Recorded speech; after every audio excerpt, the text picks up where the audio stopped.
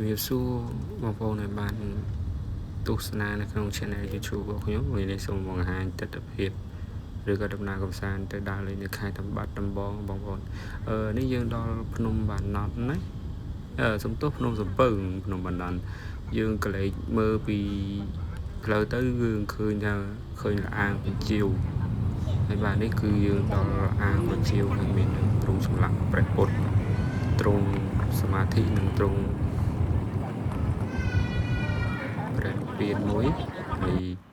បន្ទាប់ពីហ្នឹងទៅនេះគឺឡើងភ្នំទៅលើភ្នំសំពៅហ្នឹងហើយបងប្អូនឡើងទៅលេង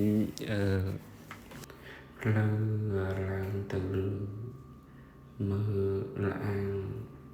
ការស្រាហើយនឹងនេះគឺជាទស្សនវិជ្ជាតាមផ្លូវចូលតាមអាងការស្រាទៅដល់ហ្នឹងមានអ្នកជួលមកទៅគាត់ប្រាប់ថានេះអាងការស្រាបាទបងប្អូននេះគឺជាជំរងភ្នំការស្រាតិចទៀតបានយើងដើរចូលទៅតាមរូងភ្នំបាទនេះរូងភ្នំមានរូងភ្នំការស្រានិងគេហៅថារូងភ្នំការស្រាហើយនេះទស្សនវិជ្ជានៅខាងទៀតនៅលើភ្នំសំពៅនឹងតែខ្ញុំបានឡើងទៅវត្តសំពៅនៅខាងនេះនៃភ្នំសំពៅបងប្អូនទស្សនវិជ្ជាស្អាតដែរចាំកន្លែងនៅវាដូចកន្លែងនេះដែរត្រូវទេបងវាយ៉ាងដូចគ្នាសំលីថតជាក់ស្ដែងហើយ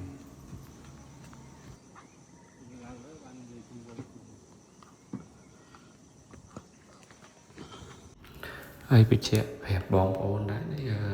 ផ្លូវដែលយើងមើលពីលើភ្នំទៅហ្នឹងផ្ទះអ្នកស្រុកអ្នកភូមិគាត់រស់នៅនឹងហើយគឺមានភ្នំមួយទូដែលសញ្ញាគឺភ្នំបាណន់ទៀតយើងនឹងទៅលេងភ្នំបាណន់ហើយឥឡូវយើងបានធ្វើដំណើរដល់ភ្នំបាណន់ហ្នឹងគឺភ្នំបាណន់មានកន្លែងដែលរបស់យើងគេជារោរីបន្ទាប់ពីយើងទិញសុវត្ថិហើយ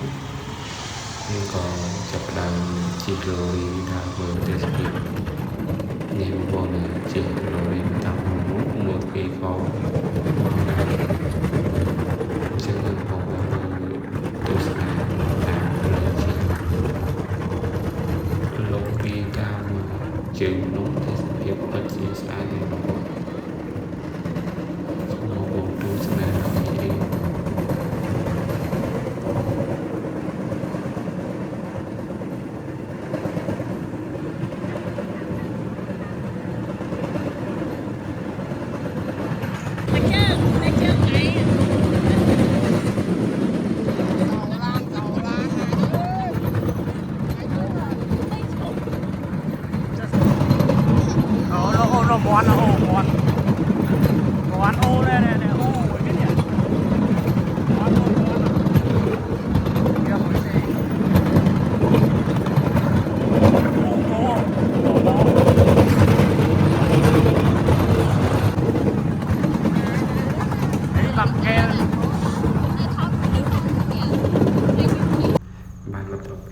ជីកឡូរីកំសាន្ត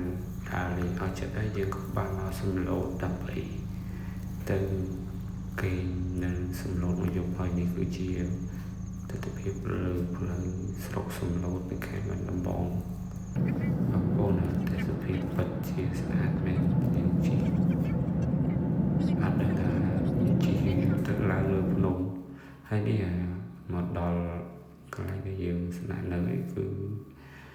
ការព្រៃរីសតហើយទេសភាពបាច់និយាយបងប្អូនទេសភាពស្អាត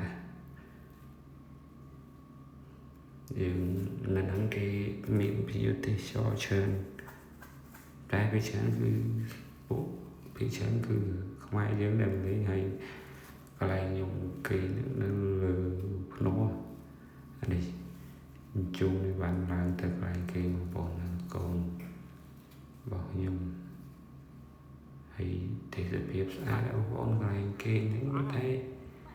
មានអាងទឹកមានអីលេងអញ្ចឹងណាហើយកន្លែងហ្នឹងកន្លែងយើងគេណាលើអញ្ចឹងតើយើងជុំនេះបានទៅយើងបើកឡើងទៅអត់ខាតទេតែមានគេជួយហើយនេះនៅក្រោមហ្នឹងក៏ មានតង់ដែរហើយ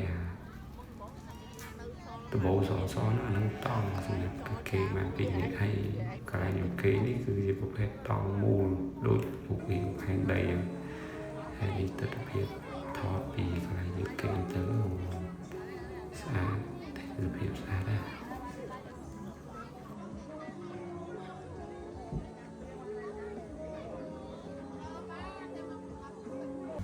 ហើយបន្ទាប់ពីយើងគេវាយកមកក៏យើងមកដើរតាមផ្លូវក៏ចូលទិញត្រេនហើយក៏ឈានចូលលេងជាការត្រេនអ្នកស្លូតហើយល្អត្រេនហើយក៏ហូរដល់ខាងបៃលិននេះទិដ្ឋភាពតាមផ្លូវខាងបៃលិនសាក់ដើមកងោដល់ខាងបៃលិនហើយក៏យើងចូលមកលេងភ្នំយ៉ាងនៃខេត្តបៃលិនឡើងដល់កំពូលភ្នំនេះមានចែកដីមានអីនៅលើភ្នំនោះបងប្អូនហើយពីតពោមានតែប៉ុណ្្នឹងឯងសូមអរគុណបងប្អូនដែលបានទស្សនាវីដេអូជួយ Subscribe និងជួយ Share វីដេអូនេះបានច្រើន